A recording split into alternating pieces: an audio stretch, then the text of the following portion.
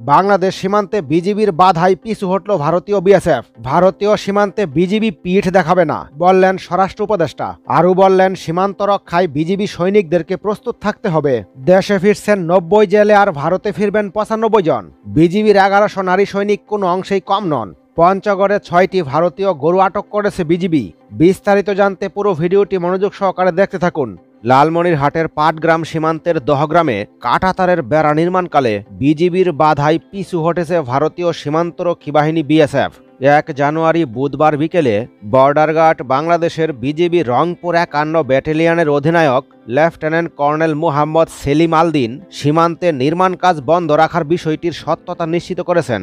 এর আগে 31 ডিসেম্বর মঙ্গলবার বিকেলে উপজেলার দহগ্রাম ইউনিয়নের 8/51 মেইল পিলারের কাছে আনুমানিক 60 গজ ভারতের অভ্যন্তরে কাঁটাতারের বেড়া এবং লোহার খুঁটি দিয়ে লাইট পোস্ট স্থাপনের কাজ শুরু করে ভারতের সীমান্তরক্ষী বাহিনী বিএসএফ। এ সময় বিজিবি বাধা প্রদান করে।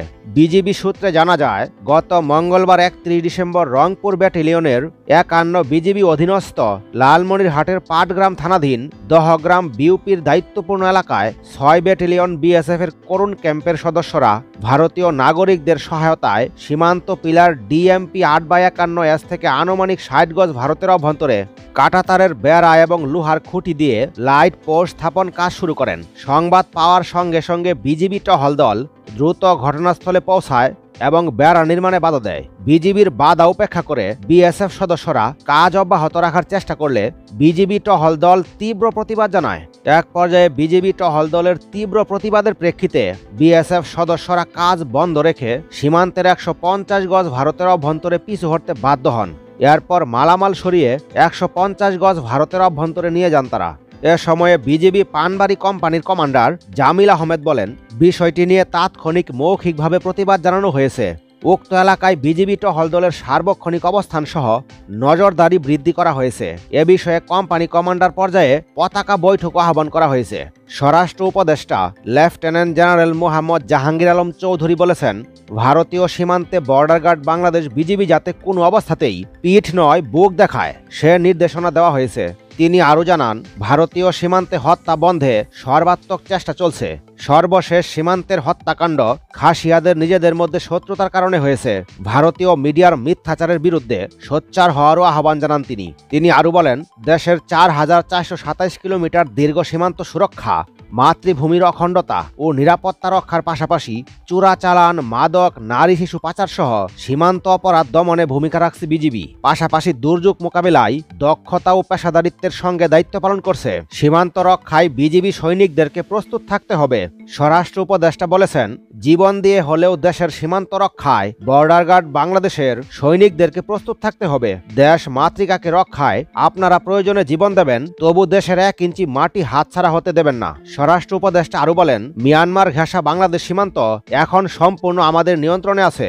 সেখানে কোনো উত্তেজনা নেই। তবে বর্তমানে আরাকান আর্মি ও মিয়ানমার সরকারের সঙ্গেও যোগাযোগ রক্ষা করতে হচ্ছে। এই মুহূর্তে শঙ্কার কোনো কারণ নেই। তিনি বলেন, সেন্ট মার্টিনের নিরাপদ যাত্রায় মিয়ানমারের সঙ্গে আমাদের যোগাযোগ অব্যাহত আছে। সীমান্তে প্রতিপক্ষের কাছে কোনো অবস্থাতেই পিঠ প্রদর্শন করবে না। দেশে ফিরছেন 90 জেলে, ভারতে ফিরবেন 95 জন। পররাষ্ট্র উপদেষ্টা তৌহিদ হোসেন জানিয়েছেন, বাংলাদেশ ও ভারতে আটকে থাকা 185 জন জেলেকে নিজ নিজ দেশে ফেরত দেওয়া হচ্ছে। পররাষ্ট্র মন্ত্রণালয়ের কর্মকর্তারা জানান, বিভিন্ন সময়ে আটক হওয়া 90 জন বাংলাদেশি জেলে ভারতে বন্দী রয়েছেন, আর বাংলাদেশের কারাগারে আছেন 95 জন ভারতীয় জেলে। পররাষ্ট্র মন্ত্রণালয়ের এক বিজ্ঞপ্তিতে জানানো হয়েছে, বাংলাদেশ কোস্টগার্ড 95 জন ভারতীয় জেলে বা নৌকর্মীকে ভারতীয় কোস্টগার্ডের কাছে হস্তান্তর এবং ভারতীয় কোস্টগার্ডের কাছ থেকে 90 জন বাংলাদেশি জেলে বা নৌকর্মীকে গ্রহণ করার প্রক্রিয়া শুরু করেছে। একই সঙ্গে ভারতে আটক বাংলাদেশের 2টি শিপিং ভেসেল এবং বাংলাদেশে আটক ভারতের 6টি ফিশিং বুটও হস্তান্তর হবে।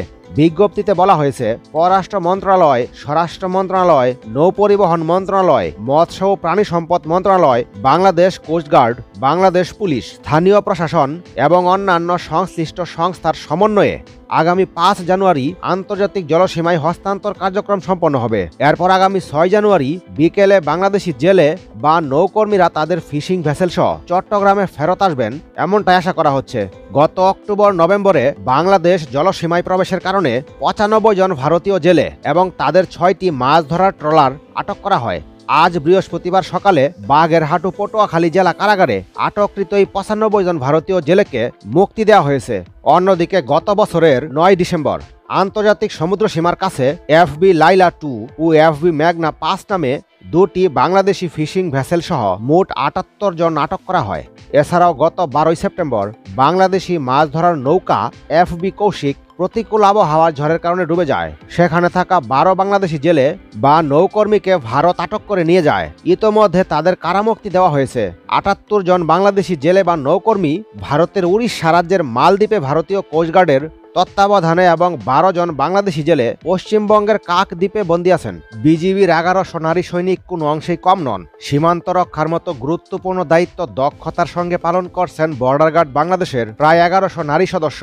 এক সময় বাহিনীটিতে নারী সদস্য না থাকলেও এখন সরাসরি অস্ত্র হাতে সীমান্ত পাহারা দিচ্ছেন তারা। তারা যে শক্ত হাতে নিজের দেশকেও সামলাতে পারেন এর প্রমাণ এসব নারী সীমান্তরক্ষীরা। তাদের দেখে উদ্বুদ্ধ হয়ে অনেক তরুণী বর্ডার গার্ড বাংলাদেশে যোগ দিতে আগ্রহী হচ্ছেন। 2016 সালের 5 জুন ট্রেনিং শেষে সর্বপ্রথম বিজিবিতে 97 জন নারী সদস্য দায়িত্ব পালন শুরু করেন। নতুন নিয়োগপ্রাপ্ত নারী সৈনিকদের বিজিবির হাসপাতালগুলোতে টেকনাফ, বেনাপোল, হিলি, আইসিপি সহ অন্যান্য গুরুত্বপূর্ণ স্থাপনায় নিয়োজিত করা হয়।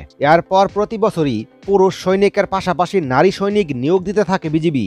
9 বছরের মাথায় এখন বিজিবিতে নারী সৈনিকের সংখ্যা প্রায় 1100।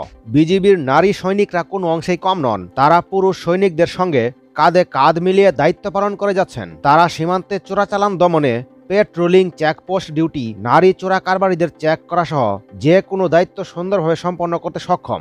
বিজিবি বাংলাদেশের 4427 কিলোমিটার সীমান্ত সুরক্ষা এবং সীমান্ত ভূমি ও সম্পদের নিরাপত্তা বিধানের মহান দায়িত্ব অত্যন্ত দৃঢ়তা ও সফলতার সঙ্গে পালন করে আসছে।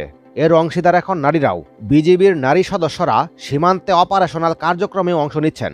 নারী সদস্যরা দায়িত্ব পালনের দক্ষতার পরিচয় দেওয়ায় প্রতিটি নিয়োগেই নারী সৈনিকদের যুক্ত করা হচ্ছে। পঞ্চগড়ে 6টি ভারতীয় গরু আটক করেছে বিজিবি।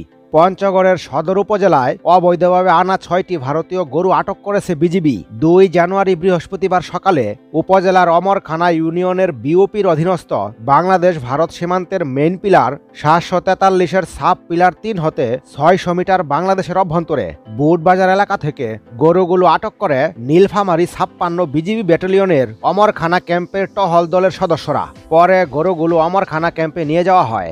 আটককৃত গরুগুলোর আনুমানিক মূল্য 4,15,000 টাকা দেখানো হয়েছে। বৃহস্পতিবার দুপুরে নীলফামারী 56 বিজিবি ব্যাটালিয়নের পক্ষ থেকে এক প্রেস বিজ্ঞপ্তিতে তথ্য জানানো হয়। প্রেস বিজ্ঞপ্তিতে আরও জানানো হয়, বৃহস্পতিবার সদর উপজেলার বুটবাজার এলাকায় 6টি ভারতীয় গরু আনা হয়েছে। এমন তথ্যের ভিত্তিতে নীলফামারীর 56 বিজিবি ব্যাটালিয়নের অধিনায়ক লেফটেন্যান্ট কর্নেল শেখ মোহাম্মদ বদরুজ্জুজার পরিকল্পনা ও নির্দেশনা মোতাবেক এই গরুগুলো আটক করা হয়। আটককৃত গরুগুলো পরবর্তীতে নিলামের মাধ্যমে বিক্রি করা হবে বলে জানা গেছে। এই ভিডিও সম্পর্কে আপনাদের মূল্যবান মতামত কমেন্টের মাধ্যমে জানিয়ে রাখুন। ভিডিওতে একটি লাইক দিয়ে চ্যানেলটি সাবস্ক্রাইব করে রাখুন।